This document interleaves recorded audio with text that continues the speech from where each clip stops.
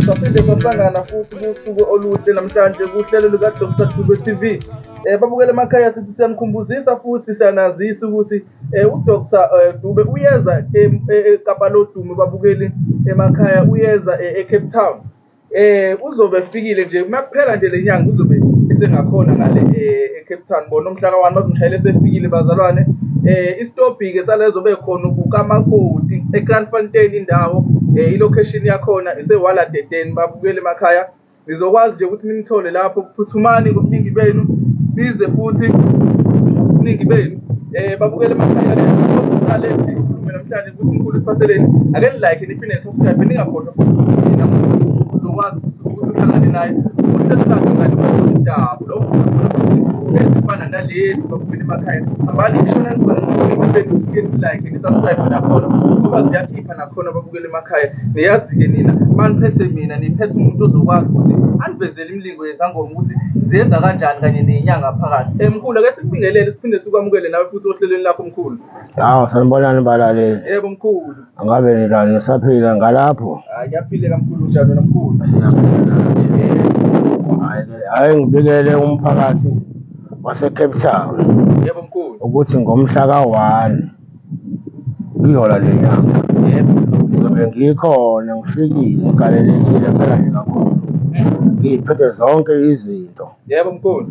Mase ukuthi ke ngomhla ka4 ngizobe mase ngiyafika ngaseGoli futhi nakhona. Eprotea Grand ngasendlini garage. Ngobe ngikhona ke nakhona. Kodwa ke kwemphakathini ke lo waseCape Town nawo ngobikele nje ngofikela kuyiphi indawo. Ngizofikela endaweni yaseCrosfontein. Isitophu sakhona ukamakoti. Kamakoti mkhulu. Isona ke ngofikela kusona. Ifone futhi masebizi. Ngizobe ngiphethe zonke izinduku. Yebo mkhulu.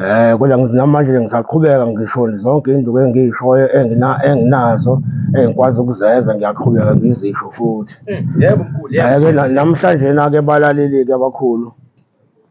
Ngiphethe isihlahla sehluze. Yebo.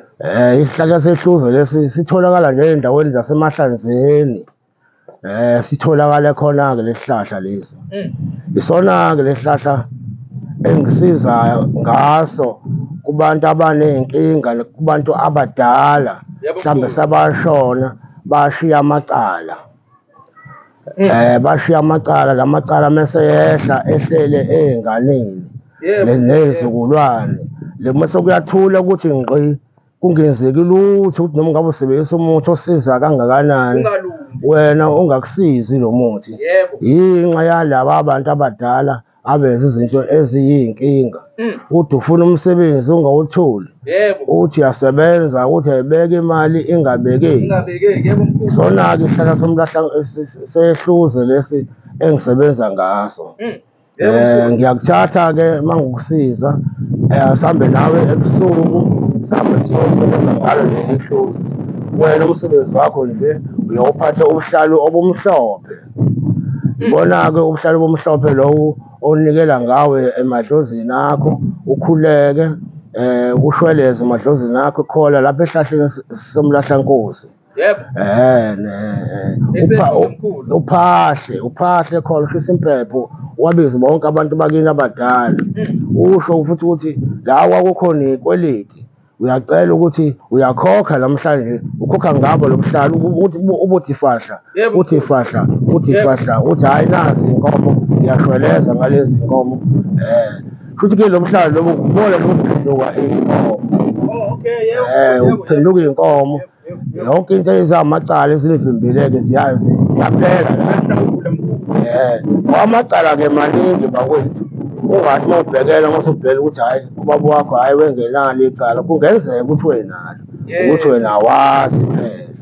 Yebo. Amacala anje ngalalawa nje asuka amacala amakhulu, icala lokuthi mhlambe waqonya umkhulu wakho waqonya unkosikazi womuntu. Yebo. Icala elikhulu kakhulu lelo ngoba kufanele ukuthi usebenze umuzi womuntu umfazi lelo khaya eligadiwe leli khaya, wena uma usuyongena lelo khaya usiyoganga icala lelo. Yebo. Nawo lawo macala njalo ayiwona futhi ayahlawuleka. Noma mhlambe umkhulu wakho wayethakathile, Yebo. noma wekade enzeni, noma ubaba wakho wekade enzeni, wonke lawo macala ahlawuleka laphaya esihlahleni sehluzi. Ngesikhathi-ke sowufika-ke ngibe sengiyakutshela ngokutshela ukuthi hhayi khuluma kanje kuyimise kanje lento ngoba lento yakho ibambeke la. Ngoba kuyenzeka ezinye izinto zingenzeki ukuthi ushisa impepho ingavumi. Ungazwakali emsamo. Ake siphume-ke uma ngisiya ehlathini ngoba nakhona ehlathini lapho idlozi lakho likhona. Yebo. Uzolithola idlozi lakho ngoba uma uthi ushisa impepho la kuzongazwakali. Futhi lezi mbuzi ozoyibulala ungase uyibulalele ubala. Idlozi lakho alikho lafulathela kudala ngenxa yento eyenziwa omkhulu bakho abebenza izinto ezingasile kwabanye abantu noma nasekhaya. Ungazi ukuthi wena uyathakathelwa kanti cha, isono leso sithwele sabazali bakho size sehlele ngisho kubazukulwane. Futhi wonke lo muzi ozalwe yilelo khehla ufile ngamacala. Amacala ayahlawuleleka-ke ngale sihlahla somlahlankosi kanye nobuhlalo. Bese kuthi-ke mese ngikuchazela ngise ngithi ekugcineni-ke ngoba mina angisonto futhi angikwazi ukubhabhadisa ukuthi ohamba kuyobona isawuni sangakini. Uma ubona lesawuni sangakini kube yisona esoya kokubhabhadisa usuke udlile lo muhle engizobe ngikunika wona. Sihambeke isawuni sifike sikubhabhadise-ke sikubhabhadise usuyahlambuluka-ke wena manje siyahlambulula mesikuhlambulule kahle. Emva kwaloko-ke into zakho zizoqhama. Yebo. Kule nduku nje akufuneki ngisho imbuzi ngisho inkukhu. Yilo buhlalo obucacisa izinto. Yilo buhlalo obucacisa izinto nalesi sihlahla. Yebo. Kuyo yonke iminyama okumbozile ukuthi hhayi abakini baxabana bodwa wena uzobahlawulela ngalento.